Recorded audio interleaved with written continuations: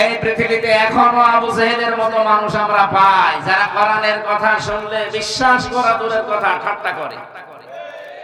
কথা মনে বলেন, ওরা মনে করে হুজুর মনে হয় বানিয়ে বলছে, ওর দিকে টেনে বলছে। আরে ভাই, কোরআনের ব্যাপারে কথা বলতে গেলে আমি না, এই আশরাফ না, আমাদের বাবারও ক্ষমতার ভেতরে বানিয়ে কোনো কথা বলবেন ঢোকাতে গেলেই ধরা খাবো। কারণ এখানে তো শুধু মূর্খ মানুষ বসে নেই, কত আলেম বসে আছে। মোশাররফ হোসেন ঠাকুর, আমি নামটা বললাম, পদে আছে কি তাও আমি বলতে পারলাম না। এই লোকটা আল্লাহর একটা বিধানকে কটূক্তি করেছে, নেকাব। তার যদি তওবা না করে ওর জানাজা পড়া যায়, সে যেই হোক। এটা যদি ডক্টর মোহাম্মদ ইউনূস বলতো আল্লাহর বিধানের বাইরে, আমরা তারও জানাজা পড়তে নিষেধ করতাম। কারণ কোন কাফেরের জানাজা পড়া যায় আছে? বলেন বলেন। জেলখানায় থাকতে মাওলানা মামুনুল হক, আমি এক জায়গায় খাবার খেতাম, আমারে মাঝে মাঝে বলতো, হামজা বাইরে যদি যেতে পারি কোন কাফেরের জানাজা পড়াবো না। আমি কাফের পান কোনে? সব তো মুসলমান। কাফের পান কোথায়? মানে কাফের তো ভরি ভরি। এখন বুঝছে যে কাফের আছে না নেই। যারা এসেছেন কোরআনে কারীম শোনার জন্য আমরা সবাইকে ওয়েলকাম জানাচ্ছি, ধন্যবাদ জানাচ্ছি। জিনেরা পর্যন্ত কোরআনে কারীম নবীর মুখে শুনে আশ্চর্য হয়েছে। রব্বুল আলামিন কোরআনে কারীমে আমাদেরকে শুনিয়েছেন, ওয়াইদি সরফনা ইলাইকা নাফারাম মিনাল জিন্নি, ওয়াইদি সরফনা ইলাইকা নাফারাম মিনাল জিন্নি ইয়াস্তামিউনাল কুরআন فلما حضروه قالوا أنصتوا فلما قضي ولوا إلى قومهم منذرين। الله أكبر। আল্লাহ পাক বলেন, হে নবী আপনি স্মরণ করেন ওই সময়ের কথা যখন আমি আল্লাহ আকৃষ্ট করেছিলাম। সরফনা শব্দের শাব্দিক অর্থ আমি আশ্রয় বা আমরা আকৃষ্ট করেছিলাম। এখানে সরাসরি কোরআন শোনার জন্য আকৃষ্ট করে দিয়েছিলেন, মনোনিবেশ করে দিয়েছিলেন। কর্তা যিনি, ফাইল যিনি, হামজা না, আশরাফ না। কে বলেন তো? সরাসরি আল্লাহ। এর ফাইল সরাসরি আল্লাহ। ইলাইকা আপনার প্রতি, নাফারাম মিনাল জিন্নি একদল জিনকে আমি আল্লাহ মনোনিবেশ করে, মনোনিবেশ প্রবিষ্ট এবং আকৃষ্ট করে দিয়েছেন আপনার দিকে। ইস্তামিউনাল কুরআন, তারা আপনার কাছে কোরআন শুনছে। এতে ইস্তামিউনা শব্দটা মুজারে, কিয়ামত পর্যন্ত জিন যারা দুনিয়াতে আছে তারা কোরআনে কারীম শুনবে। আল্লাহ পাক বলেন, ফালাম্মা হাদারুহু, অতঃপর যখন তারা উপস্থিত হয়েছে আপনার কাছে, ক্বালু আনসিতু, তারা নিজেদের ভেতরে বলা বলি আরম্ভ করেছে, চুপ, আনসিতু, নিশ্চুপ হয়ে যাও, নিস্তব্ধ হয়ে যাও, সবাই শুনতে থাকো। ক্বালু উহিয়া ইলাইয়া নাফারাম মিনাল জিন্নি ফাকালু ইন্না সামি'না কুরআনান আজাবা। আল্লাহ পাক বলেন, হে নবী আপনার মুখে কোরআন শুনে একদল জিন এই কথা বলতে বাধ্য হয়েছিল যে আমরা আশ্চর্য কোরআন শুনলাম। কারা এই কথা বলছে আপনি জানেন? যে জিনদের বয়স 2000, 2500, 5000 বছর, যারা হযরতে মুসার মুখে তাওরাত শুনেছে, হযরতে দাউদের মুখে জাবুর শুনেছে, হযরতে ঈসার মুখে ইনজিল শুনেছে, সেই জিনেরা নবীর মুখে কোরআন শোনার পরে বলছে আমরা আশ্চর্য কোরআন শুনলাম। এটা যে শব্দ, এই শব্দটার দিকে যদি মানুষ মনোনিবেশ করে এমনিতেই নিশ্চুপ হয়ে যাওয়ার কথা। ক্বালু, তারা সবাই তখন বলা বলি আরম্ভ করেছে, আনসিতু, চুপ হয়ে যাও। কারণ কোরআনের বাণী শুনলে চুপ হয়ে থাকা এবং শ্রবণ করা দুইটাই ওয়াজিব। কেউ কেউ জানিয়েছে ফরজ। ওয়াইদা কুরিয়াল কুরআনু ফাসতামিউ লাহু ওয়ানসিতু লাআল্লাকুম তুরহামুন। আল্লাহ পাক বলেন, জিনেরা শুধু কোরআন শুনে শুধু আশ্চর্য হয়েছি এতটুকু বলে শেষ করে দেয়নি, তারা কি বলেছে জানেন? ফালাম্মা কুদিয়া, অতঃপর যখন কোরআন শোনা শেষ হয়ে গেছে, ওয়াল্লাহু ইলা কওমিহিম মুনদিরিন, তারা ডাক দিয়ে বলেছে আমরা এখন থেকে আমাদের এলাকায় আমরা সতর্ককারী হিসাবে ফিরে যাচ্ছি। ইয়াহদি ইলার রুশদি ফাআমান্না বি ওয়ালান নুশরিকা বিরাব্বিনা আহাদা। এমন কোরআন শুনলাম যে কোরআন আমাদেরকে হেদায়েতের পথ দেখিয়ে দিয়েছে। কিভাবে তারা কোরআন শুনেছিল আপনি বলেন তো?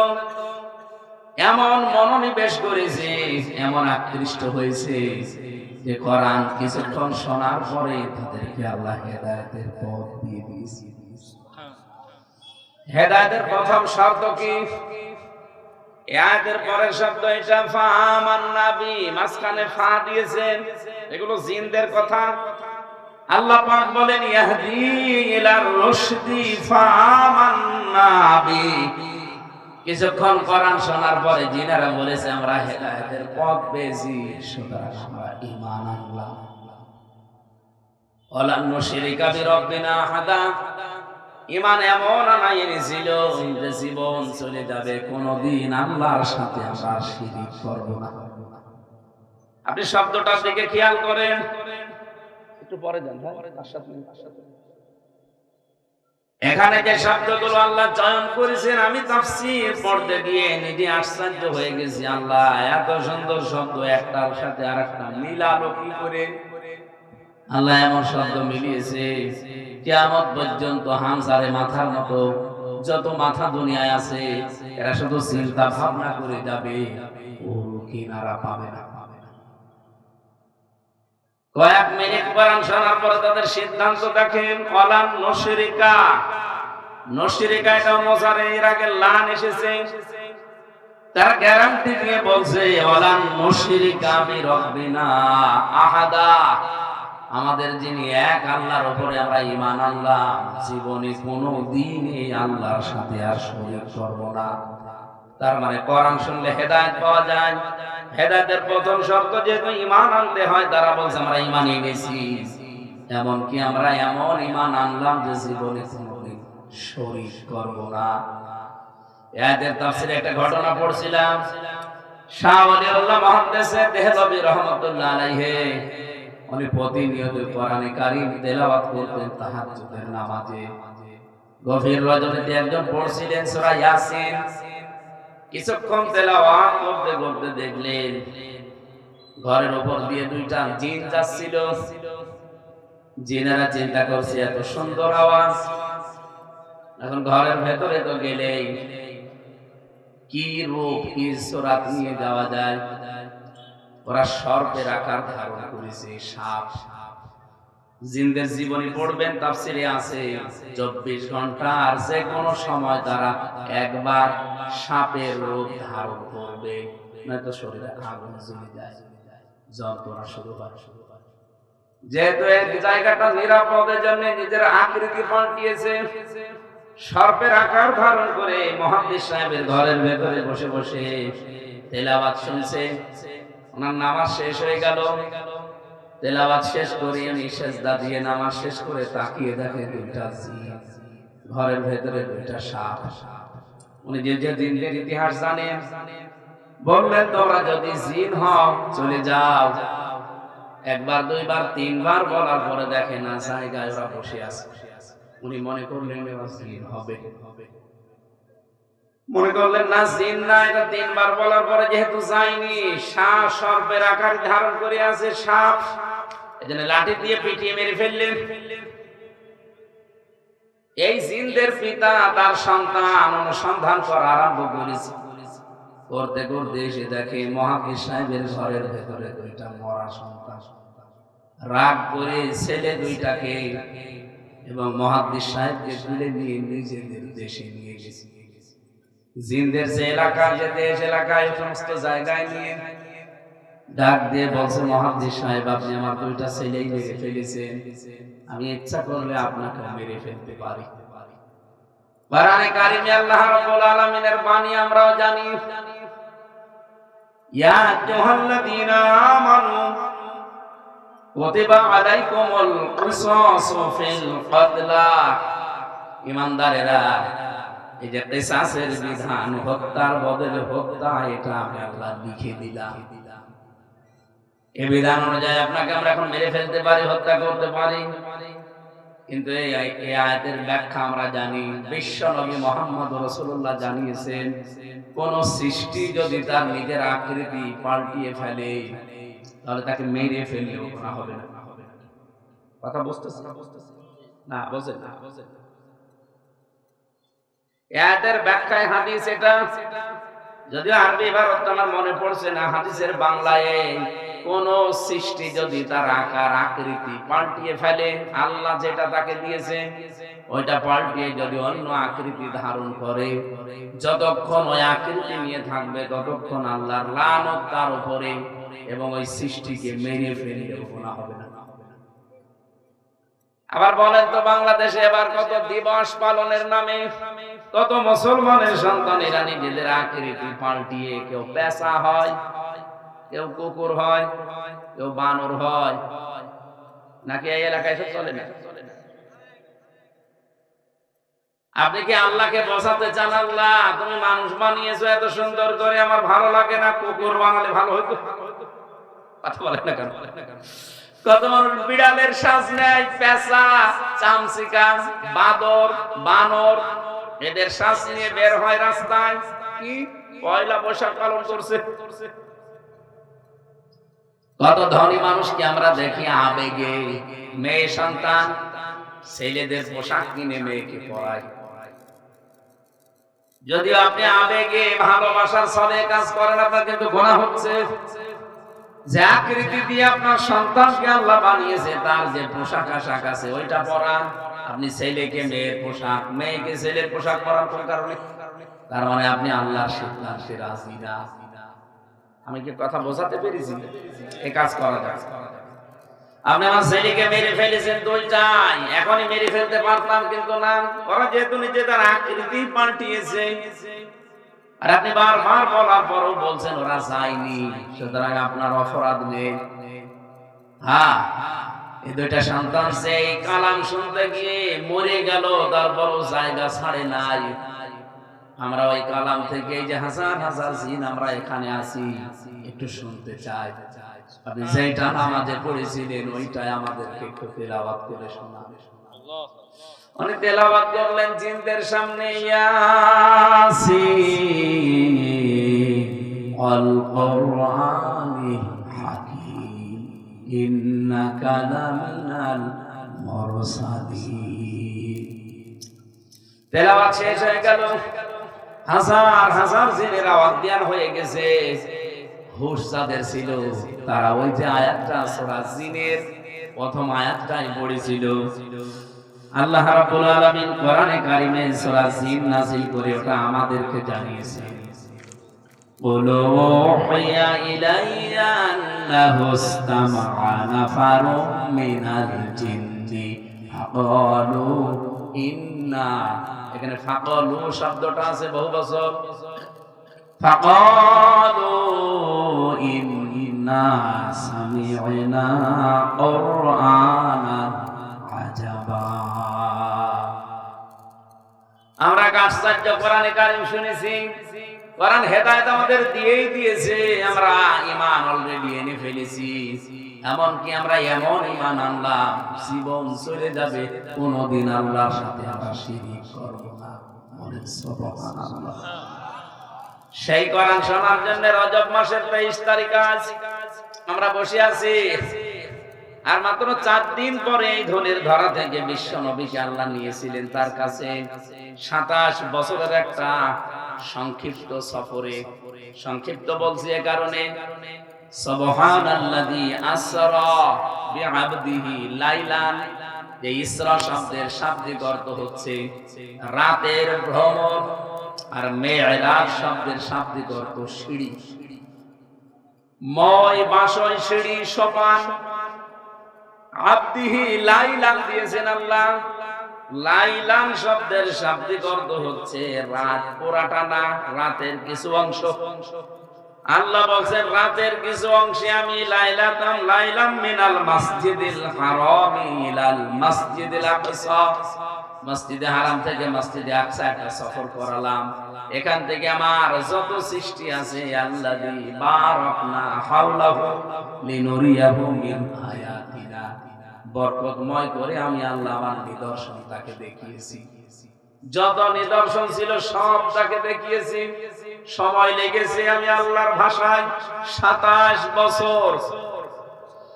আল্লাহর ভাষায় যদি 27 বছর হয়, কোরআনে কারিমে আমরা এই শব্দটা পেয়েছি 50 আলফা সানা মিম্মা। আমরা যেভাবে 1-2 করে গণনা করি, আল্লাহর ভাষায় এক একটা দিন হবে দুনিয়ার হিসাবে 50,000 বছর লম্বা। তাহলে 27 বছর কত লম্বা হতে পারে আপনি বলেন?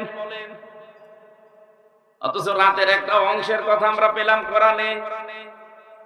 এই জন্য আল্লাহ আয়াত বলতে গিয়ে তিনি আশ্চর্য হয়ে গেছেন। সুবহানাল্লাযী, সুবহান বলা হয় কখন?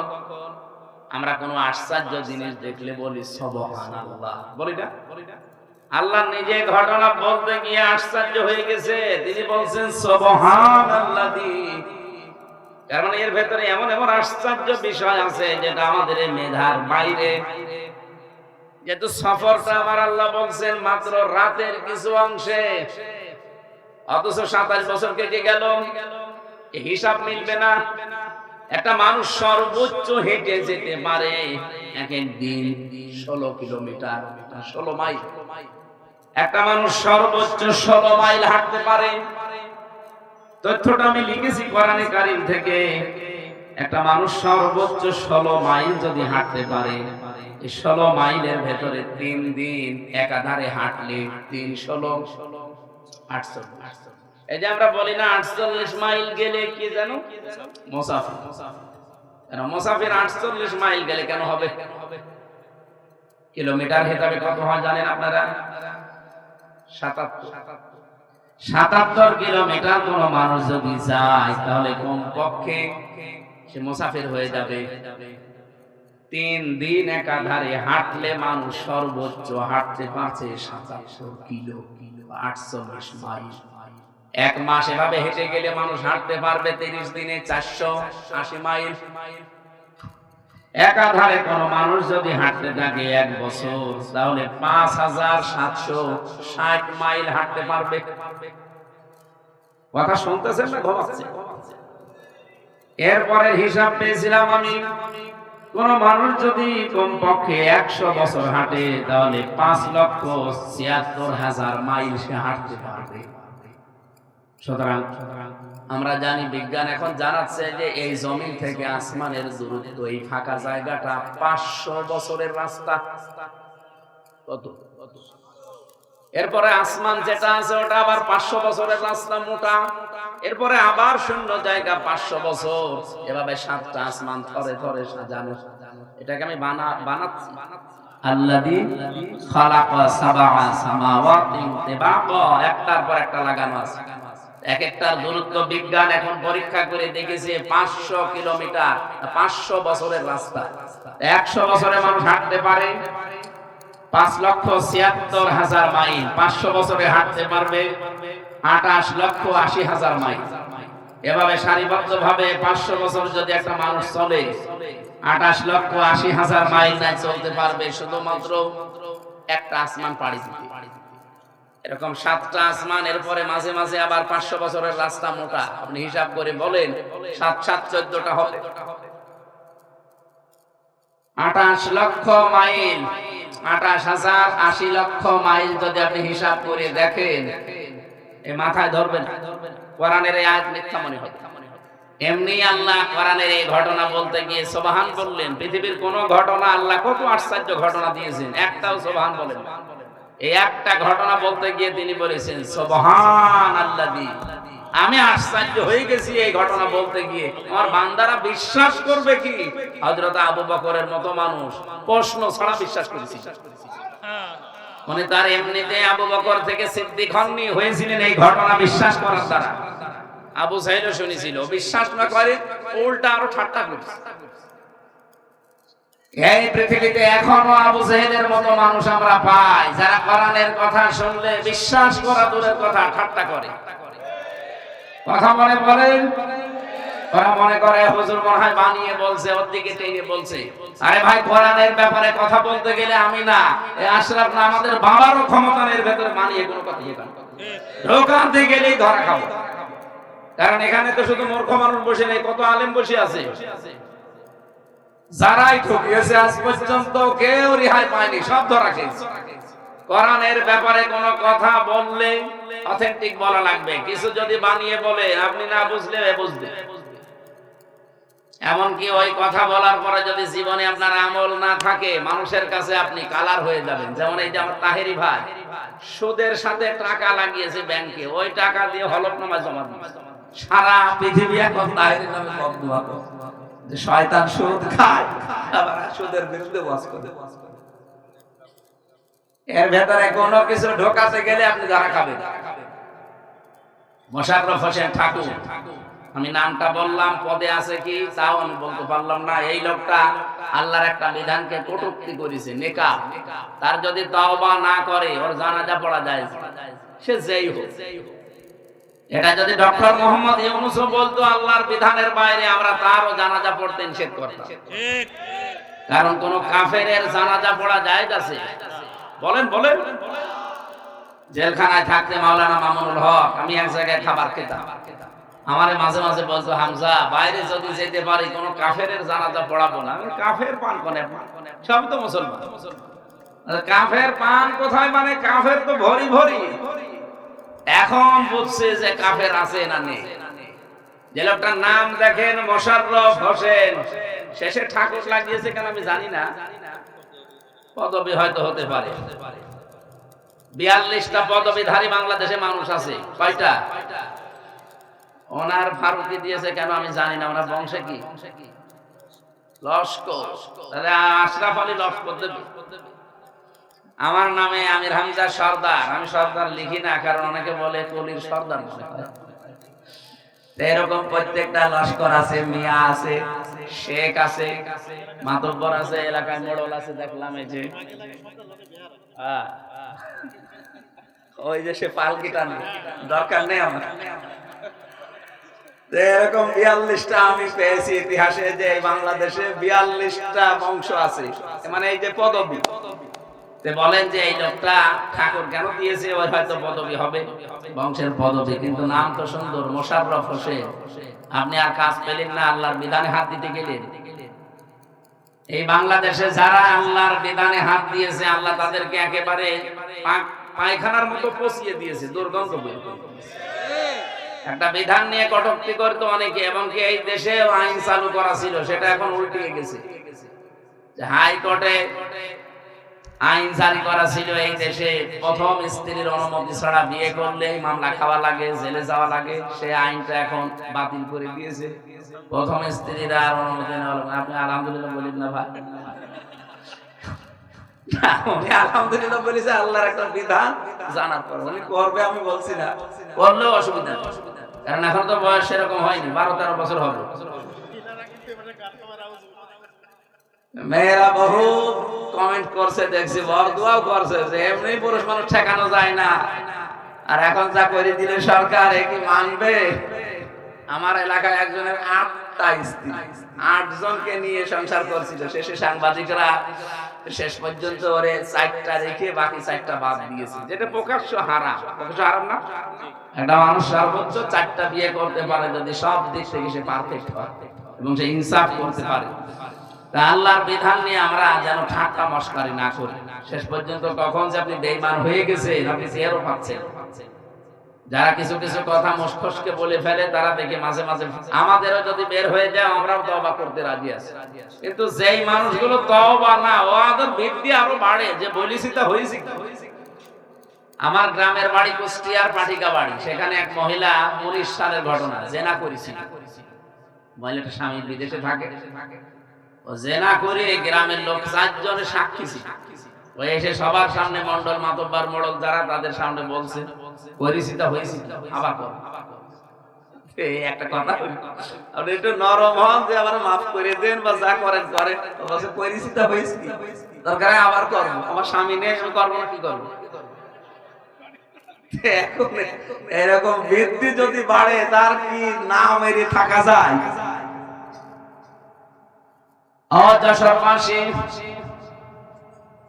মেরাজের যে ঘটনা এটা আল্লাহ নিজে আশ্চর্য হয়ে গেছেন বলতে গিয়ে কেন এই যে একটু টাচ দিলাম দেখলেন না মিলছে না কোনো হিসাব মেলে না ক্যালকুলেটর নষ্ট হয়ে যাবে আপনার মোবাইল নষ্ট হয়ে যাবে কম্পিউটার মিলবে না রব্বুল আলামিন বলেন এই যে ১৫০০ বছর হয়ে গেছে আজ পর্যন্ত এই ঘটনা কেউ কুল কিনারা করতে পারে নাই ২৭টা বছর আমি আল্লাহ তাকে আমার যত নিদর্শন ছিল দেখালাম একটা একটা করে ৩টা হাদিয়া তাকে দিলাম আর ১৪টা জিনিস তাকে শেখালাম যে ৩টা হাদিয়া আমার আল্লাহ মহান আল্লাহ তাকে দিয়েছিলেন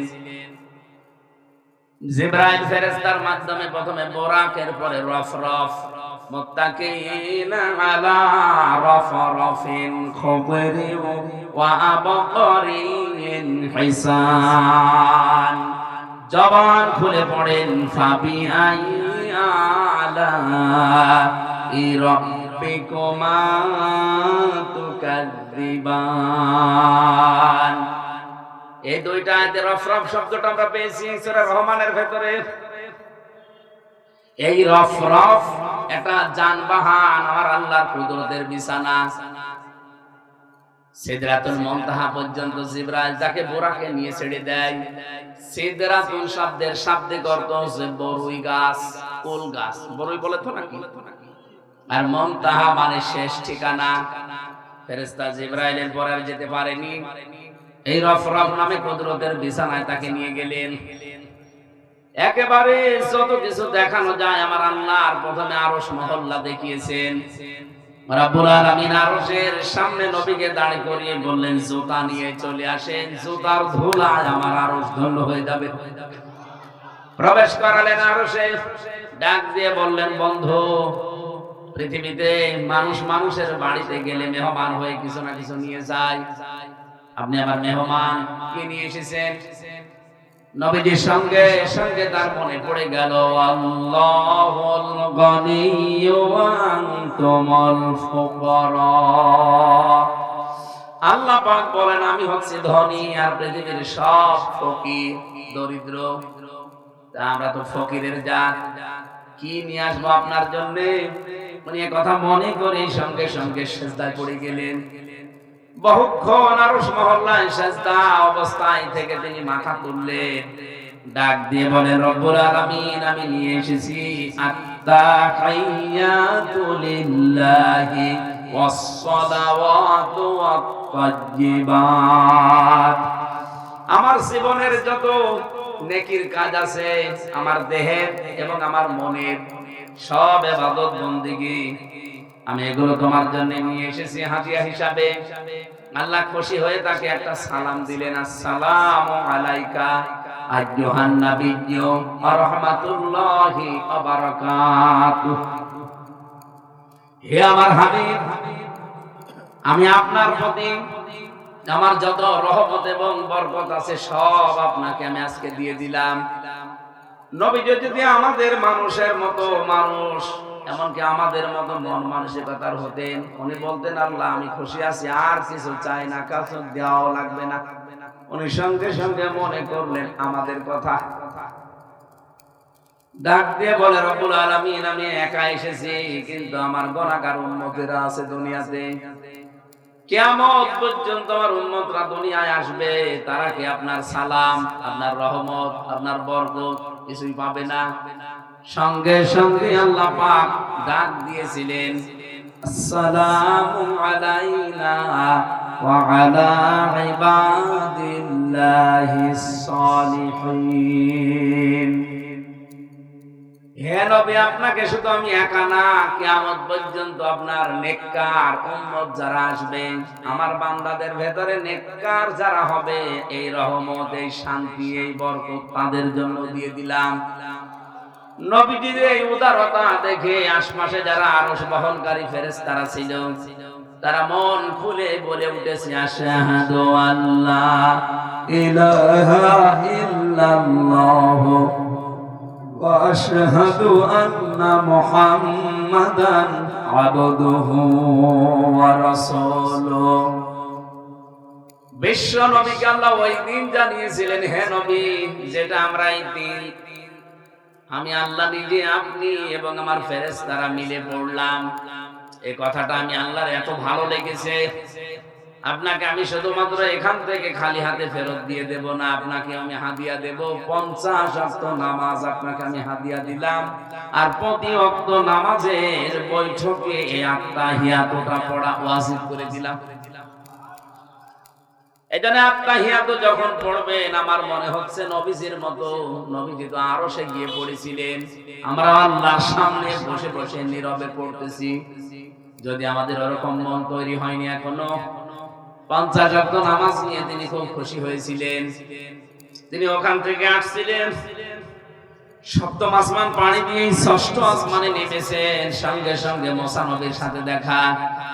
উনি বললেন, হে হাবিব, আপনি আমার চাইতে অনেক দামি, অনেক মর্যাদা সম্পন্ন মানুষ, কিন্তু আপনার চাইতে অভিজ্ঞতা আমার বেশি আছে। পৃথিবীর জমিনে আপনি কয়দিন, আমি কিন্তু অনেক আগে বিদায় নিয়ে এসেছি। আপনার উম্মতের অবস্থা আমি জানি, তারা যে দুর্বল। আমার বনি ইসরাইলের উম্মতেরা এত শক্তিশালী, তাদের মাত্র আল্লাহ 1 ওয়াক্ত নামাজ দিয়েছিল, এইটাই সময় মতো পড়তো না। আপনি এক কাজ করেন, আল্লাহকে বলেন এটা যেন সংখ্যা কমিয়ে দেয়। উনি পরপর 9 বার গিয়েছেন, 9 বার এসেছেন। 5 ওয়াক্ত করতে 45 ওয়াক্ত শেষ, মাত্র 5 ওয়াক্ত ছিল। মুসা নবী আবার বললেন, আপনি যান আরেকটু কমান। নবীজি বলেন, না, আমার লজ্জা করছে। আল্লাহ বারবার আমাকে দিতে চায়, আর আপনি বলেন কমান, আমি আর যেতে পারবো না। রব্বুল আলামিন তাকে তখন কোরআনে কারীমের একটা আয়াত জিবরাইল ফেরেশতাদেরকে দিয়ে শুনিয়েছিলেন, মা ইউবাদদালুল কওলু লাদাইয়া ওয়া মা আনা বিযাল্লামিল লিল আবিদ। সূরা কফের 29 নম্বর আয়াতে আছে, 26 নম্বর পারা 18 নম্বর পৃষ্ঠা 13 নম্বর লাইন কি 11 নম্বর লাইনে আছে। আল্লাহ পাক বলেন, হে নবী, আমি যা বলি ওটা আর কোনোদিন পাল্টাই না। একবার যদি আমি কিছু বলে ফেলি, ওটা আর কোনো পরিবর্তন নেই, ওটা ফাইনাল। আমি তো 50 ওয়াক্ত দিয়েছিলাম, আপনার কনসিডারের কারণে আমি কমিয়েছি। আপনার উম্মতদেরকে আপনি যে জানিয়ে দেবেন, তারা যদি এই 5 ওয়াক্ত নামাজ ও হক আদায় করে পড়তে পারে, আমি আল্লাহ 50 ওয়াক্ত নামাজের সওয়াব তাদের দিয়ে দেব। নবীজিকে ফেরেশতা জিবরাইলকে দিয়ে আল্লাহ যেটা জানিয়েছেন, শব্দটার দিকে খেয়াল করে সুবহানাল্লাহ বলেছেন না আবেগে বললেন?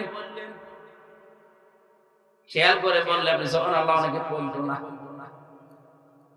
আল্লাহ পাক জানিয়েছেন, এই 5 ওয়াক্ত নামাজ যদি হক আদায় করে সময় মতো আপনার উম্মতেরা আদায় করতে পারে, শব্দ দুইটা বলেছিলেন, হক আদায় করে সময় মতো।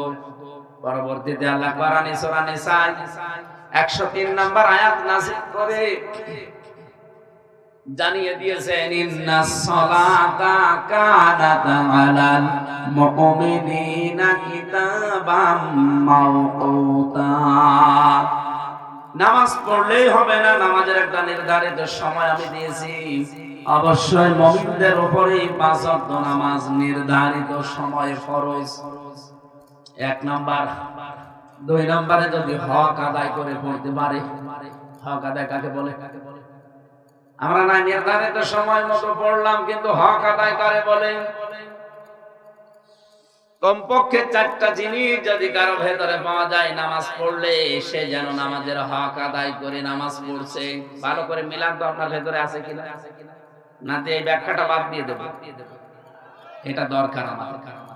1 নম্বরে মানুষ যদি সত্যি নামাজের হক আদায় করে পড়ে, তাহলে তার নামাজে খুশু থাকবে। খুশু কারে বলে? নামাজের ভেতরে ধীরস্থিরতা আসবে, মন থাকবে, ঠোকর মারা নামাজ না।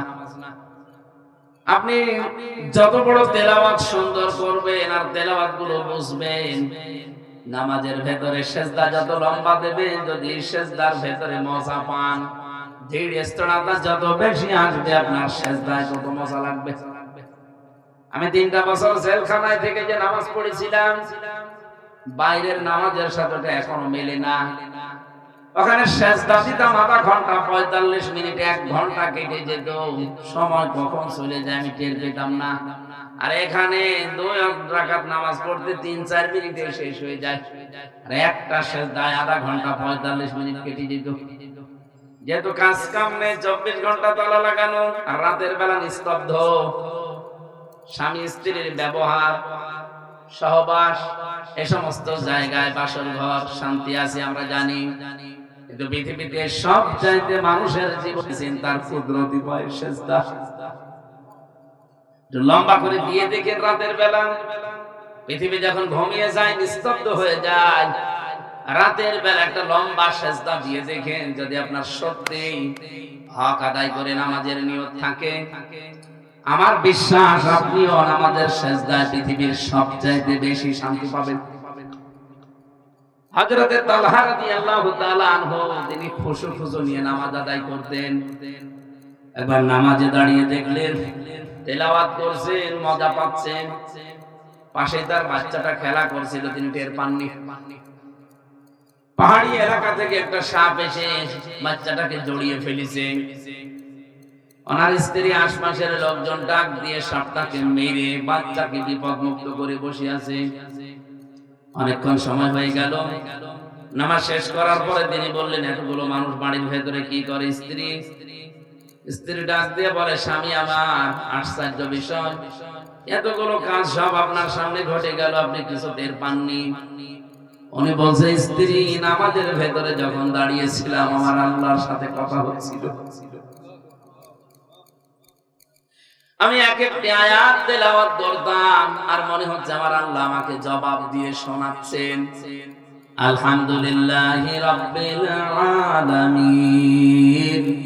আমার আল্লাহ যেন আমাকে ডাক দিয়ে বলছে, সাদ্দাকতা ইয়া আব্দি, আমার বান্দা সত্য বলেছে। জোরে বলেন আল্লাহু আকবার। আমরা এরকম আওয়াজ শুনতে পাই? পেয়েছেন কোন কিছু? আমাদের নামাজের ভেতরে দোকানের হিসাব আসে, মাঠের সার দেওয়া হয়েছে কিনা এই হিসাব করে। নামাজের ভেতরে আল্লাহ জবাব দেবে কি করে?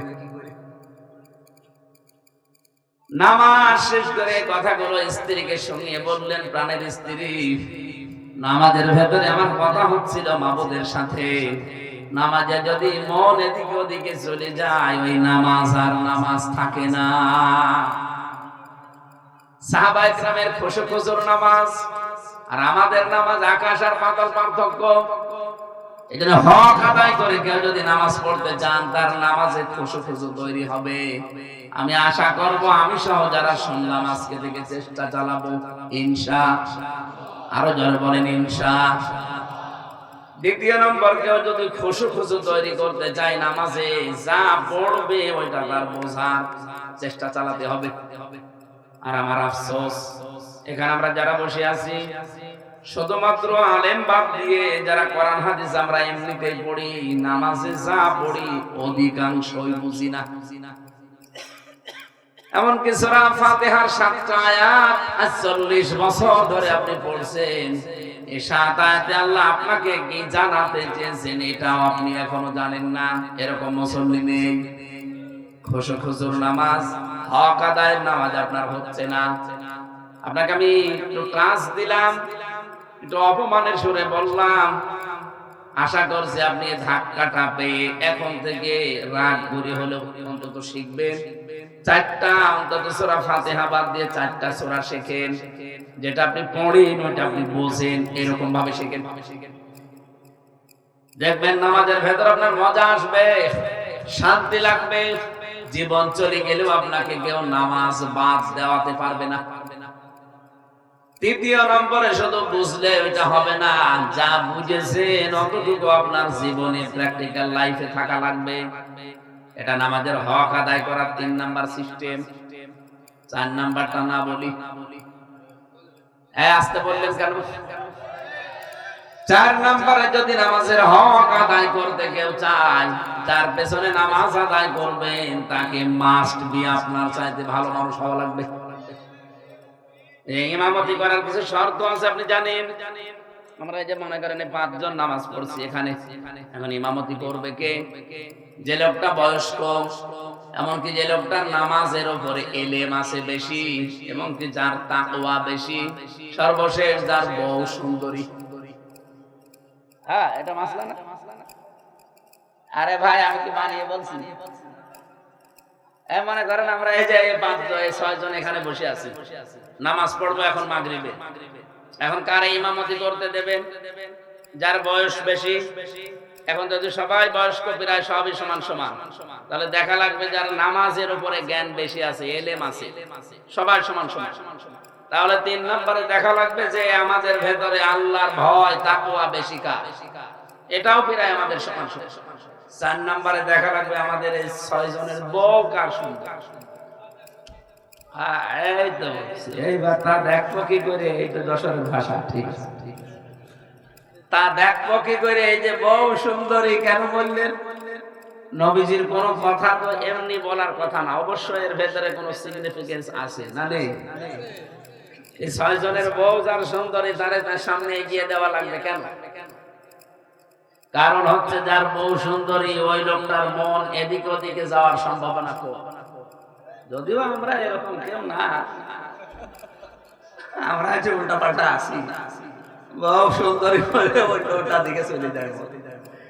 নবীজি বলেন এই পৃথিবীতে 3টা জিনিস আমার কাছে সবচেয়ে প্রিয়, একটা হচ্ছে নামাজ, একটা সুগন্ধি, আর আমার নিজের স্ত্রী। ইমরাতি একটা আনাস, আমার স্ত্রী আমার কাছে সবচেয়ে ভালো লাগে। আমাদের কাছেও নামাজ ভালো লাগে কিনা বলেন? কিনা আরো জোরে বলেন। তাহলে নবীজির পছন্দ করা 1 নাম্বার জিনিস আমাদেরও ভালো লাগে। 2 নম্বরে সুগন্ধি ভালো লাগে না? হ্যাঁ, গল্প করেন কোন? সুগন্ধি সবার কাছে ভালো লাগে না, কিছু মানুষের তো দুর্গন্ধ ভালো লাগে। এই যে বিড়ি খায়, এই কি সুগন্ধ না দুর্গন্ধ? যশোরে যেহেতু এটা তৈরি হয়, আপনারা খেয়েন একটু হালকা খেয়ে। এটা আবার ছেড়ে দিও না যে হুজুর বিড়ি খাইতে বলিছে, এজন্য তো তুলতে দেয় না। এটা দেখবেন কালকে ছাড়বে যে হুজুর বিড়ি খাওয়ার অনুমতি দিয়েছে, উনি আকিজে চাকরি করে এই জন্য না। এই দুর্গন্ধ জিনিস আমি আকিজের মালিককেও বলেছিলাম যে স্যার এটা ছেড়ে দিন, অন্য কোনো ব্যবসা ধরেন, খাবার তৈরি করে, এটাও খাবার কিন্তু নিকৃষ্ট খাবার। পৃথিবীর একটাই মাত্র খাবার আছে যার গায়ে লেখা থাকে যে আমাকে খাবেন না। এটা আমি বাংলায় বললাম, ওখানে লেখা থাকে কি? হ্যাঁ, স্বাস্থ্যের জন্য ক্ষতিকর, মানে আমাকে খাবেন। এই একটা খাবার যেটা ছাগলেও মনে হয় খায় না, দুনিয়ায় খায় খায়, কিন্তু মানুষ ছাগলের চাইতে খায়। এমনও আশ্চর্য মানুষ আমি পেয়েছি, পায়খানায় বসে বসে উপর দিয়ে ধোঁয়া উঠতেছে। পরে দেখছি বিড়ি মুখে নিয়ে বসে, এটা না খেলে আমার জিনিস বের হবে না। এত বড় পায়খানা বসে বসে বিড়ি খায়। এখানেও আছে আমার মনে হয়, হাত তোলেন তো, পায়খানায় বিড়ি খান কারা? ওই এলাকায় মানে বিড়ি চলে না, আলহামদুলিল্লাহ। বিড়ি বাদ দেওয়া লাগবে ভাই, ওটা যেহেতু দুর্গন্ধ। নবীজি বলেন সুগন্ধ আমার কাছে ভালো লাগবে। 3 নম্বরে ইমরাতি, আমার স্ত্রী আমার কাছে ভালো লাগে। আমাদের কাছে 3 নাম্বারটা, আমাদের স্ত্রী আমাদের কাছে ভালো লাগে না, লাগে না? তো নিজেরটা বাদ দিয়ে অন্যেরটা। স্ত্রী ভালো লাগে, নিজেরটা বাদ দিয়ে অন্যেরটা। এ কারণে পরকীয়া প্রেম বাড়ে। এলাকায় যারা পরকীয়া প্রেমে আসক্ত আছে, ছেড়ে দেওয়া লাগে ভাই। যারা আছে, আপনার 3টা ক্ষতি হবে দুনিয়ায়। যদি কেউ নিজের স্বামী বাদ দিয়ে অন্যের সাথে আবার ওই গ্রামের ওই মহিলার মতো লাইন করে এবং কাজ করে ফিরে চলবে। এমনকি যে স্বামী নিজের স্ত্রী বাদ দিয়ে অন্যের সাথে লাইন করে, 3টা ক্ষতি হবে দুনিয়া। 1 নাম্বার, আপনার চেহারার উজ্জ্বলতা নষ্ট হয়ে যাবে। অবশ্য সুবহানাল্লাহ, এদিকে আসেন, কানের নিচে এমন করে দেব না, এখানে সুবহানাল্লাহ বলে মানুষ চেহারার উজ্জ্বলতা নষ্ট হয়ে যাচ্ছে। অবশ্য সুবহানাল্লাহ, ওরে তো পাবনা পাঠানো দরকার, যশোরে রাখলে বদনাম হবে যশোরে। 2 নম্বরে আপনার আয়ু কমে যাবে। যতদিন আয়ু আল্লাহ লিখে দিয়েছিল আস্তে আস্তে কমিয়ে দেবে, এটা আর থাকবে না। 3 নাম্বারটা কঠিন, মরণের সময় ঈমান পাবেন না, বেঈমান হয়ে মরবেন। আমরা এই কাজে থাকতে রাজি আছি? আর শয়তান যদি এটা আকর্ষণীয় করে আমাদের সামনে সুশোভন করে দেখায়, তা আল্লাহর জন্য এটা আজকে ছেড়ে দেওয়া লাগবে। কারা কারা এটা ছেড়ে দেবেন হাত তোলেন তো। আরে বুড়ো মানুষ, কার সাথে লাইন আছে? এদিকে কোন এলাকায় আসলাম? এইটা তো ঠিক না ভাই, নাউজুবিল্লাহ মিন যালিক। এরকম বুড়ো বুড়ো মানুষের লাইন চলছে।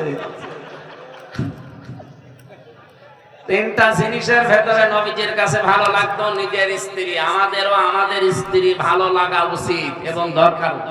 কিন্তু এই যে কোরআন আমার সামনে, বাস্তবতা হচ্ছে অধিকাংশ মেয়ে লোকের অবহেলার কারণে, দুর্বলতার কারণে স্বামীরা অন্য জায়গায় লাইন করে। এতে আপনার মেয়েরা রাগ করলেও করবে। এই মহিলাদের তো ভোট আমার দরকার নেই, এই জন্য যা বলার বলি। সম্মানিত মা বোনেরা, আমি যতটুকু জানি, মেয়েদেরকে আল্লাহ যে সম্পদ দিয়েছে একটা পুরুষ মানুষকে কন্ট্রোল করার জন্য, আপনি সেগুলো উজাড় করে দেন না। এই কারণে আপনার স্বামী অন্য জায়গায় লাইন করে। এদেশে নারী নির্যাতনের মামলা আমরা বহু দেখেছি, কিন্তু পুরুষ নির্যাতনের কোনো মামলা আজ পর্যন্ত হয়নি। চাচা এরশাদ দায়িত্বে ছিল, চাচা কি করে গেছে আল্লাহ জানে। এই আইনটা করে যেতে পারেনি যে পুরুষ নির্যাতনকারী মামলা দেওয়া দরকার। আগামীতে হবে ইনশাআল্লাহ।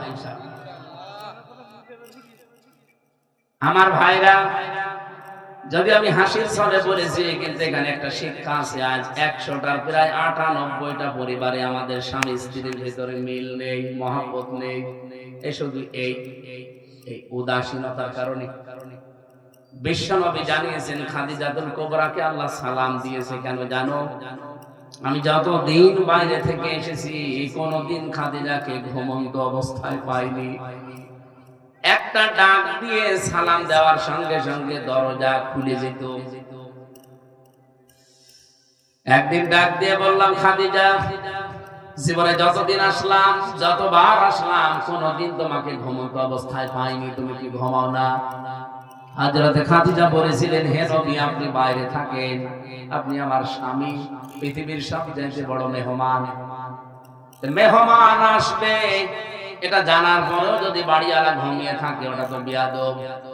আমারও ঘুম লাগে, সারাদিনের পরিশ্রান্ত শরীর নিয়ে ঘুম লাগলে আমি বিছানায় থাকি না, কারণ যে বিছানায় আপনি নেই, আমি একা থাকবো কি করে? ঘুম লাগলে আমি দরজার সাথে গিট হেলান দিয়ে ঘুমাই। আমার মনে হচ্ছে এরকম বউ এখন আছে আমাদের। কার বউ এরকম আছে? আপনার জন্য রাত জেগে অন্তত দেওয়াল দরজার সাথে পিঠ লাগিয়ে ঘুমায় একটা মানুষ হাত তোলেন তো সত্যি করে? একজনও নেই। সম্মানিত মা বোনেরা, কোন এলাকা থেকে আপনারা এলাকায় বউ হয়ে এসেছেন আমি জানি না। আমার মনে হয় সাতক্ষীরা, খুলনা, এরপরে নড়াইল, এই সমস্ত জেলা থেকে এরা এসেছে যশোরে। এই এলাকার মানুষ না। মা বোনদেরকে আহ্বান জানাচ্ছি, আমলের জিন্দেগি আরম্ভ করেন।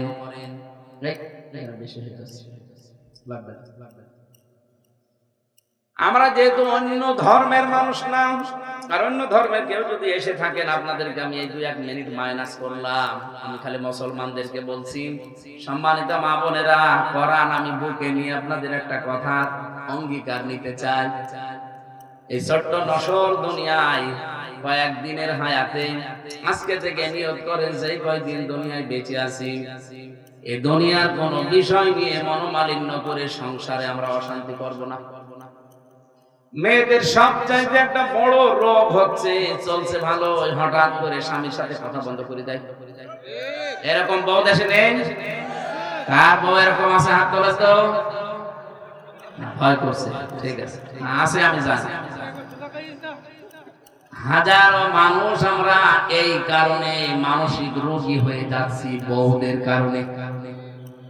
ভালোই চলছে, ভালোই খাচ্ছে, কথা বলছে, হঠাৎ করে কি জিনে ধরেছে আর কথা বলছে।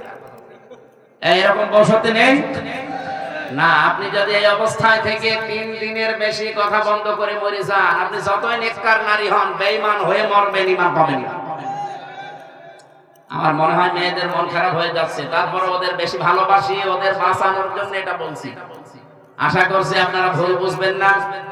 এই নশর দুনিয়াতে কয়েকদিনের হায়াত পরে আপনি মাটির নিচে চলে যাবেন। কোন কারণে স্বামীর সাথে ছোটখাটো বিষয় নিয়ে মনোমালিন্য করা লাগবে? স্বামী তার মা বাবার হক আদায় করে, তার বোনকে টাকা পয়সা দেয়, তার ভাইকে দেয়, আপনি মন খারাপ করে থাকেন, কথা বলেন না, অভিমান করে থাকে, এমনকি এমন এমন গালিগালাজ স্বামীকে দেয় যেটা শয়তানও দেয় না। খালি নামাজ পড়ে রোজা রেখে কালো বোরকা পরে জীবনও জান্নাত যেতে পারবে না। খাদিজাতুল কুবরাকে আল্লাহ সালাম দিয়েছিলেন প্রথম এই কাজ করার কারণে। দ্বিতীয় নম্বরে হযরতে খাদিজাতুল কুবরা রাদিয়াল্লাহু তাআলা আনহা তার ঈমান এমন ভাবে এনেছিলেন, আমার তেলাওয়াতকৃত আয়াতে যেটা আজকে আছে, আমরা ওই আয়াত পড়েছি সূরা বাকারা শেষের দুইটা আয়াতের 285 এই দুইটা আয়াতের তাফসীর করব বলে বসেছি। একটা আয়াত পড়েছি, ওটা খাদিজাতুল কুবরা সম্পর্কে আমরা আলোচনা করব। যে কথা বলতে চেয়েছিলাম, এই পৃথিবীতে আল্লাহর নবীর কাছে সবচেয়ে বেশি ভালো লাগতো তিনটা জিনিস, আমাদের কাছেও এই তিনটা জিনিস ভালো লাগে। স্ত্রী যদি সত্যি সুন্দর হয়, অন্যদিকে মন তার যাওয়ার সম্ভাবনা কম আছে।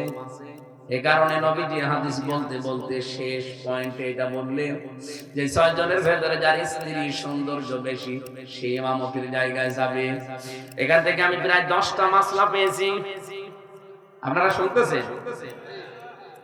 বিশ্ব নবী এই যে নামাজের হক আদায় করে যারা আপনার উম্মতেরা পড়বে, এখানে পয়েন্ট বলতে গিয়ে এটা তাফসীরের ভাষা। আপনি যখন নামাজ পড়বেন কারো পেছনে দেখবেন ওই লোকটা আপনার চাইতেও ভালো কিনা। এজন্য আমাদের মসজিদের ইমামগুলো আমরা যখন নেই দেখি তার মাথা থেকে পা পর্যন্ত আমার চাইতে সুন্নতের পাবন্দি বেশি কিনা। যদি আপনি যে দেখেন যে না ইমাম সাহেবের দাড়ি নেই, একেবারে সফাং সফা, নামাজ পড়বেন? বলেন বলেন কি বলবেন যে কি হুজুর দাড়ি কেটেছেন মানে? উনি যদি বলে বেটা তোমারও তো দাড়ি নেই, আপনি বলবেন হুজুর দাড়ি ছাড়া মুসল্লি হওয়া যায়, দাড়ি ছাড়া ইমাম হওয়া যায় না। দাড়ি ছাড়া ইমামের দেশে আছে না? আছে। আমাদের খুলনা বিভাগে, বরিশাল বিভাগে, দুই বিভাগে একটু কম আছে। দাড়ি ছাড়া ইমাম মুয়াজ্জিন খাদেমও পেয়েছি সিলেটে, বিড়ি খাচ্ছে, বিড়ি খেয়ে দাড়ি নেই, গোপ নেই, মোস নেই। আল্লাহ আমার নামাজ পড়তে মনে চাচ্ছিল না, তারপরে যেহেতু জামাতে নামাজ পড়া লাগবে তাই পড়লাম। বিড়ি খেতে তোমার ওযু করে, গুলি করে, কিছুই না, ফেলে দিয়ে আল্লাহ ও মুয়াজ্জিনও বিড়ি খা, খাদেমও খা, ইমামও বিড়ি। ওদের বিড়ি আবার একটু দামি বিড়ি, অনেকে পাতার বিড়ি খেতো আগে, এখন ওদের বিড়িগুলো দামি বিড়ি এরা খায়। সিলেটে যে দেখেন, চট্টগ্রামে দেখেন, আমি নিজে দেখেছি একজন মাওলানা ইমাম বিড়ি খাচ্ছে। কি গো আপনি এত বড় বক্তা, এত বড় হুজুর, তো হুজুর কোনো ব্যাপার না, আপনি কি হারাম বলতে পারবেন না? বিড়ি হারাম আমি বলতে পারবো না, এটা মাকুর। কোন জিনিস আন্দাজে হারাম বলতে যাবেন নাকি? কারণ হারাম হওয়ার জন্য আল্লাহর নির্ধারিত হদ আছে। এটা এই ময়দানে বলা আমার ঠিক হচ্ছে না, এটা সেমিনার হলে ভালো হতো, ওটা দরকার। কোন জিনিস হারাম বলতে হলে 3টা পয়েন্ট আছে। 1 নম্বরে এটা ক্ষতিকারক কিনা, 2 নম্বরে অশ্লীল কিনা, 3 নম্বরে নাপাক কিনা। কথা বুঝতেছে? এই 3টা জিনিস থাকা লাগবে হারাম হওয়ার জন্য। বিড়ি কি অশ্লীল? না, বলতে পারবেন না। 2 নম্বরে এটা কি নাপাক? নাপাক। 3 নম্বরে এটা কি ক্ষতিকারক? হ্যাঁ, একটা পাওয়া, এটা খেলে লাঞ্চ নষ্ট হয়ে যায়। তাহলে একটা ক্ষতি পাওয়া গেল, সুতরাং মাকরুহে তাহরিমি বলা যায় সর্বোচ্চ। হারাম বলতে হলে 3টা পাওয়া লাগে। হারাম হওয়ার কিছু সিগনিফিকেন্স আছে এবং আল্লাহর নির্ধারিত হক দেওয়া আছে। তা আমরা যে কথা আপনাদেরকে তুলেছিলাম এখান থেকে বলতে, নামাজ এই লোকটা পড়াচ্ছে, এই লোকটা আপনার চাইতে ভালো কিনা আপনি ইমামতি করার আগে পরীক্ষা করে নিলেন। ওর মাথা থেকে পা পর্যন্ত সুন্নতের পাবন্দি করে কিনা, এমনকি ওর স্ত্রী পর্দায় থাকে কিনা, এইটাও লক্ষ্য করে দেখা হয় না? হয় না? এলাকায় যারে তারে ইমামতি করতে দেন, বলেন একটা মসজিদের ইমাম 300 400 500 মানুষের নাই নামাজ পড়াবে, তাও 24 ঘন্টার 1 ঘন্টা 10 মিনিট মাত্র সেই ইমামতি করবে, আর বাকি 23 ঘন্টা মানে 22 ঘন্টা 50 মিনিট আপনি মন মতো চলবে। এবার আপনি বলেন এই মাত্র 1 ঘন্টা 10 মিনিট যার পেছনে আপনি নামাজে দাঁড়িয়ে থাকবেন, শুধু নামাজের এই সময়ই শেষ, এরপরে তার কথা আর মানা লাগে না। এতটুকুর জন্য যদি তার মাথা থেকে পা পর্যন্ত দেখা লাগে, যে লোকটা ব্যক্তি, পরিবার, সমাজ, রাষ্ট্রের দায়িত্ব নেবে, তারে তাই ইমাম সাহেবের চাইতে 100 গুণ ভালো হওয়া লাগে। হ্যাঁ, কথা বলেন না কেন? কথা বলছেন কি বলি? নামাজের হক আদায় করে পড়ার কথা বলেছেন আল্লাহ নিজে। হক আদায় করে পড়লে 4টা বিষয় পাবেন। 1 নম্বরে খুশু, 2 নম্বরে যা পড়বেন ওটা আপনি বুঝবেন, 3 নম্বরে যা বুঝেছেন ওটা আপনি মানবেন, 4 নম্বরে আপনার যার পেছনে নামাজ আদায় ওটা যেন ইমামের মতো ইমাম হয়। এটা কি শুধুমাত্র নামাজের ইমাম? পরিবারের ইমাম লাগবে না, সমাজের ইমাম লাগবে না, রাষ্ট্রের ইমাম লাগবে না।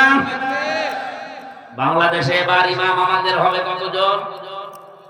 1628 জন। কে বলেছে 300 জন? 300 জন তো খালি এমপি। 1628 জন মানুষ দায়িত্বে আসবে এবার নতুন ভাবে।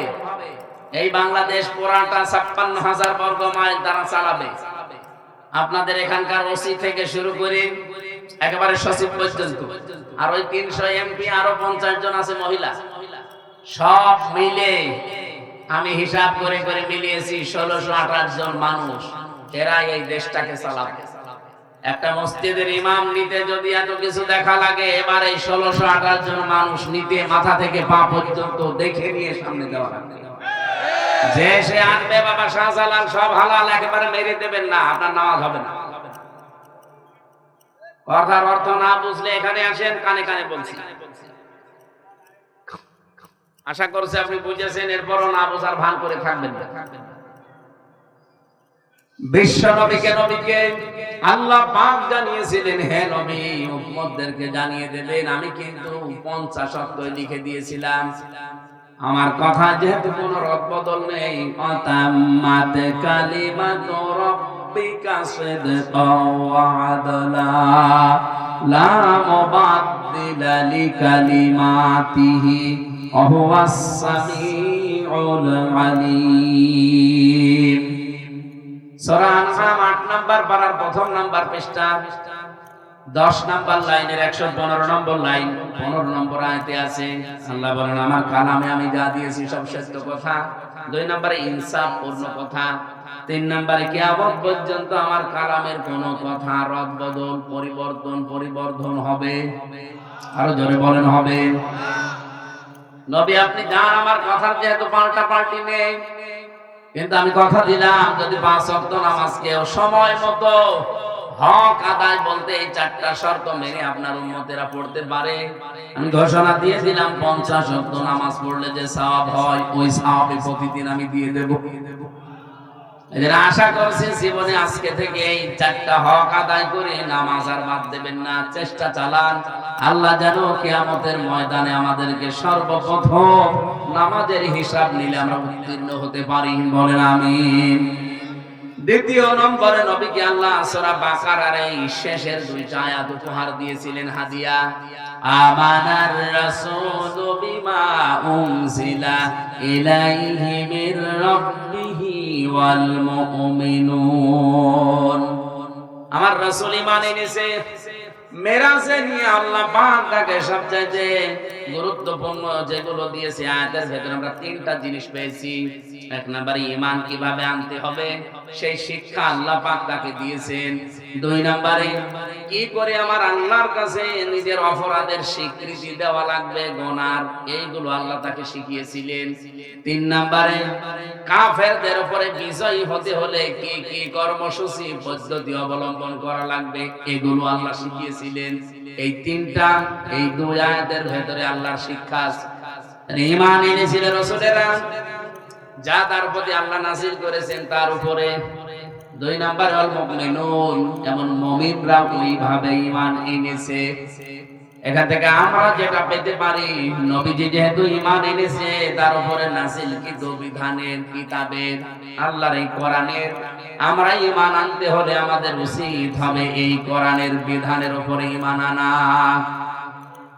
আমরা দেখি এই দেশে বহু মানুষ কথা বলে যে না আমরা কোরআনের আইনে বিশ্বাস করি না, এরকম মানুষ দেশে নেই। এই বাংলাদেশে যদি কেউ আজকে থেকে ঘোষণা দেয় যে আমরা ক্ষমতায় গেলে কোরআনের আইন দিয়ে দেশ চালাবো, লিখে দেন, কালকে আমরা সব বাদ দিয়ে আপনার পেছনে স্লোগান দেব। আপনি যেহেতু বলেই ফেলেছেন আমরা কোরআনের আইনে বিশ্বাস করি না, যখন আপনার পেছনে আমি থাকবো কোন আশায়, কোন নিশায়? আমি তো আমার আখিরাত নষ্ট করতে পারি না। এই বাংলাদেশে কেউ যদি কোরআন দিয়ে রাজনীতি না করে, সব মানুষের তৈরি করা আইন দিয়ে রাজনীতি করে, আল্লাহর কসম আমি একা হলেও কোরআনের রাজনীতি করব, কারণ আমার বাঁচা লাগবে আখিরাতে। কথা বলেন ঠিক কিনা? নবীজি ঈমান এনেছিলেন, আল্লাহ পাক বলেন ঈমানদার যারা তারা ঈমান আনবে এইভাবে, বিমা উনসিলা ইলাইহি মির রাব্বিহি ওয়াল মুমিনুন কুল্লুন আমানা বিল্লাহি ওয়া মালাইকাতিহি ওয়া কুতুবিহি ওয়া রুসুলিহি। তারা সবাই ঈমান এনেছে আল্লাহর প্রতি, ফেরেশতাদের প্রতি, কিতাবের প্রতি, রাসূলদের প্রতি। আমার রাসূলদের প্রতি ঈমান কি?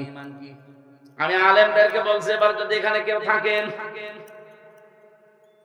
রাসূলরা ঈমান কিভাবে আনবে আমার আল্লাহ পাক সেটা সূরা আলে ইমরানের 81 নম্বর আয়াতে আছে, দেখবেন 3 নম্বর পারা 19 নম্বর পৃষ্ঠা 9 নম্বর লাইনে আছে। রব্বুল আলামিন বলেন, ওয়াইযা আখাযাল্লাহু মিসাকান নাবিয়্যিনা লামা আতাইতুকুম মিন কিতাবিন ওয়া হিকমাতিন সুম্মা জাআকুম রাসূলুম মুসাদ্দিকুল লিমা মাআকুম লা তু'মিনুন্না বিহি ওয়া লা তানসুরুন্না قال أأقررتم وأخذتم على ذلكم إصري قالوا أقررنا قال فاشهدوا وأنا معكم من الشاهدين বলেন আল্লাহু আকবার। এখানে আমাদের বাংলাদেশের মানুষের জন্য সবচেয়ে একটা বড় শিক্ষা হচ্ছে ক্বালু আকরারনা, এই শব্দটা। এদিকে তাকান, নাকি শেষ করে দেব? আল্লাহ পাক বলেন, হে নবী আপনি স্মরণ করেন ওই সময়ের কথা, ওয়াইদ আখাযাল্লাহু মিসাকান নাবিয়্যিনা লামা আতাইতুকুম মিন কিতাবিন ওয়া হিকমা। যত নবী রাসূল দুনিয়ায় পাঠিয়েছি প্রত্যেকটা নবী আর রাসূলের কাছে অঙ্গীকার নিয়েছি যে তোমাদেরকে কিতাব দিয়েছি, হিকমত দিয়েছি, তোমাদের পরে একজন রাসূলে পৃথিবীতে আসবে, তার কথা তোমাদের ওই স্ব কিতাবে পরিচয় দেওয়া আছে। যদি তার পরিচয় কোনদিন পেয়ে যাও, লা তুমিনুন্না, লামে তাকিদ নুনে সাকিলা, মাস্ট দিয়ে তার উপরে তোমরা ঈমান আনবা, বিশ্বাস করবা তাকে, ওয়ালা তানসুরুন্না, এবং তাকে সাহায্য করবা। এই কথাটা ইহুদিরা মানে নাই, এইজন্য আল্লাহর লানত তাদের উপরে গজব। খ্রিস্টানরা মানে না, এইজন্য তারা পথভ্রষ্ট হয়ে গেছে।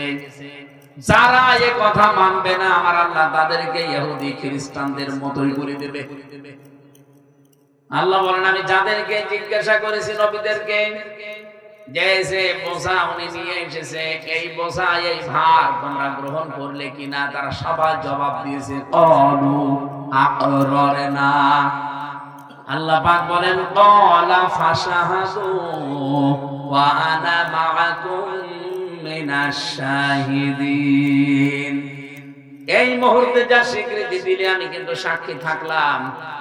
এই সাক্ষী দাতা যারা, তাদের ভেতরে তোমাদেরকে অন্তর্ভুক্ত করে দিলাম। আমি আয়াতটা পড়ার পরে বাংলাদেশের মানুষের চরিত্রের সাথে মিলিয়ে আশ্চর্য হয়েছি। মুফাসসির এখানে লিখেছেন, আল্লাহ পাক নবীদেরকে জিজ্ঞাসা করেছিলেন, নবীরা, আয়াত যখন নাযিল হয় মুহাম্মদ রাসূলুল্লাহর উপরে, আয়াতের শানে নজুল আপনারা পাবেন।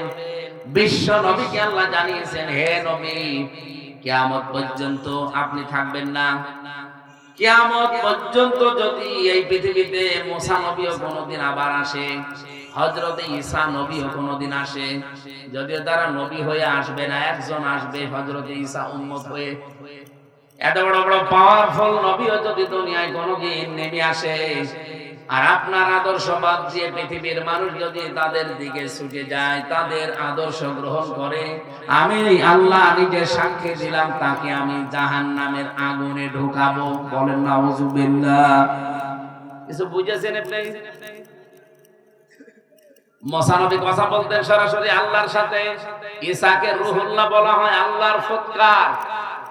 এত বড় বড় পাওয়ারফুল নবী যদি দুনিয়ায় এখন আসে, আর পৃথিবীর মানুষেরা যদি এখন আমার নবীর আদর্শ বাদ দিয়ে ওইদিকে ছুটে যায়, আল্লাহ বলেন তাকে জাহান্নামের আগুনে প্রবেশ করাবে। আজ বাংলাদেশ সহ বিশ্বে যারা আল্লাহর নবী মুহাম্মদ রাসূলুল্লাহর আদর্শ বাদ দিয়ে কেউ বাবার দিকে, কেউ স্বামীর দিকে, কেউ নেতার দিকে ছুটতেছেন, আপনি জাহান্নামী। কোন মাওলানা নিয়ে আসবেন, নিয়ে আসবেন। একেবারে কাটছাট কথা, ক্লিয়ার, কোনো ভেজাল নেই।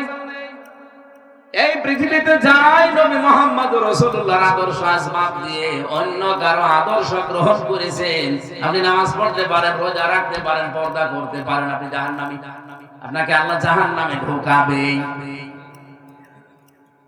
সূরা আলে ইমরানের 81 নম্বর আয়াতে প্রায় 42টা তাফসীর পাবেন। যে কোনো তাফসীর দেখবেন ব্যাখ্যায় এই কথাগুলো লেখা আছে। আমি দলিলগুলো লম্বা করতে পারছি না। বিশ্ব নবীকে আল্লাহ ডাক দিয়ে বললেন, হে নবী, ঈমান আনতে হবে এইভাবে রাসূলদের প্রতি, লা নুফাররিকু বাইনা আহাদিম মির রাসূলি। আমরা কোন রাসূলদের ভেতরে পার্থক্য করি না। পৃথিবীতে সব রাসূলকে আল্লাহ পাঠিয়েছিলেন, আমরা তাদের স্ব জায়গায় রাখি। কিন্তু মুহাম্মদুর রাসূলুল্লাহ দুনিয়ায় আসার পরে ওগুলো সব আদর্শ জিরো, ডিলিট হয়ে গেছে, আর কাউকে মানি না। বলেন আপনি মুসা নবী আসলেও যদি তাকে এখন মানা জায়েজ না হয়, ঈসা নবী আসলেও যদি তাকে এখন নবী হিসাবে মানা জায়েজ না হয়, পৃথিবীতে কোন মহারথী আছে, সে যেই হোক না কেন তাকে আদর্শ মানা লাগবে? আপনি কি পাগল? বলেন, আপনার বিবেকে কি একটু নাড়া দেয় না? এত বড় কঠিন সিদ্ধান্তের কথা আল্লাহর। রব্বুল আলামিন এরপরে জানিয়েছেন নবী আকালু সামি'না ওয়া আতা'না গুফরানাকা রাব্বানা ওয়া ইলাইকাল মাসির। যারা সত্যি ঈমানদার, ঈমান এনেছে, তারা বলবে আমরা শুনলাম, মেনে নিলাম। আর যারা কাফের, যারা মুনাফিক, ওরা বলবে ক্বালু সামি'না ওয়া আসাইনা, শুনলাম কিন্তু পারিপার্শ্বিক কারণে মানতে পারলাম না। এরকম মুনাফিক বাংলাদেশে নেই। কারা আছেন হাত তোলেন তো দেখি। এলাকা একেবারে মুসলমান দিয়ে ভরপুর। সুতরাং ঈমান যদি এইভাবে আয়াত অনুযায়ী আনতে পারেন, সামি'না ওয়া আতা'না, আর বলবেন আল্লাহকে গফরানাকা রাব্বানা, হে আল্লাহ আমি তোমার কাছে ক্ষমা চাচ্ছি, ওয়া ইলাইকাল মাসির, তোমার দিকেই ফিরে যাব।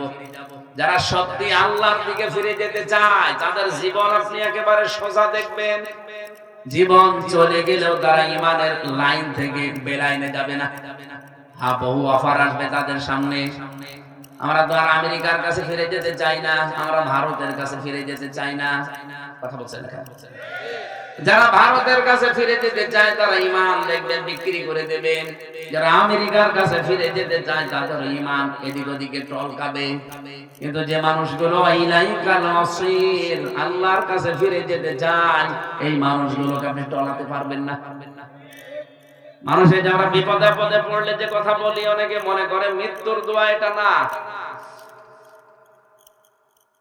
রব্বুল আলামিন বলেন, আল্লাযীনা ইযা আসাবাতুহুম মুসিবাতুন ক্বালু ইন্না লিল্লাহি ওয়া ইন্না ইলাইহি রাজিউন।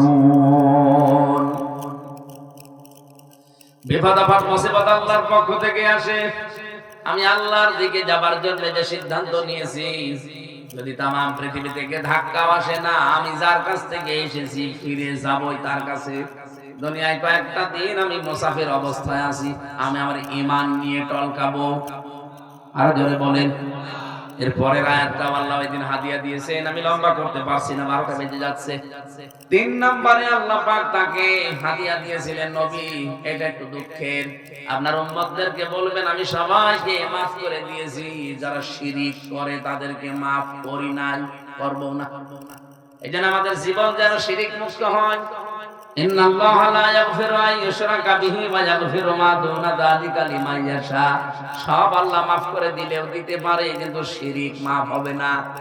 ওয়ালাকাদ উহিয়া ইলাইকা ওয়া ইলাল লাযিনা মিন ক্বাবলিকা লাইন আশরাকতা লা ইয়াহবাতান্না আমালুকা ওয়া লা তাকুনান্না মিনাল খাসিরিন। এই পৃথিবীতে যত নবী আল্লাহ পাঠিয়েছিলেন প্রত্যেকের উপরে এই ওহীটা ছিল যে শিরিক করা যাবে না। যদি কেউ শিরিক করে, হে নবী আপনিও যদি শিরিক করেন, ওয়ালা তাকুনান্না মিনাল খাসিরিন, আপনিও ক্ষতিগ্রস্ত হয়ে যাবেন। লামে তাকিদ নুনে সাকিলা দিয়েছেন। এইজন্য বাংলার মুসলমানেরা চাই করেন শিরিক যদি আপনি দেখতে পান জীবনে, সঙ্গে সঙ্গে থেমে যাবেন। আর শিরিক হচ্ছে আল্লাহ যেটা পারে ওটা অন্য কেউ পারে, এই বিশ্বাস করার নাম শিরিক। এই পৃথিবী বানিয়েছে কে? আরো জোরে বলেন, এটা চালাতে পারে কে? সুতরাং এই দুনিয়া যিনি বানিয়েছে তার নিয়ম নীতি বাদ দিয়ে যারা অন্যের নিয়ম নীতি এখানে চালু করতে চান, আপনি শিরিক করছেন আল্লাহর আইনের সাথে, আপনি মুশরিক। মেরাজের রাত্রে যে হাঁটি আল্লাহ দিয়েছিলেন আপনাকে আল্লাহ মাফ করবে না। আল্লাহ হেফাজত করুন, আমিন।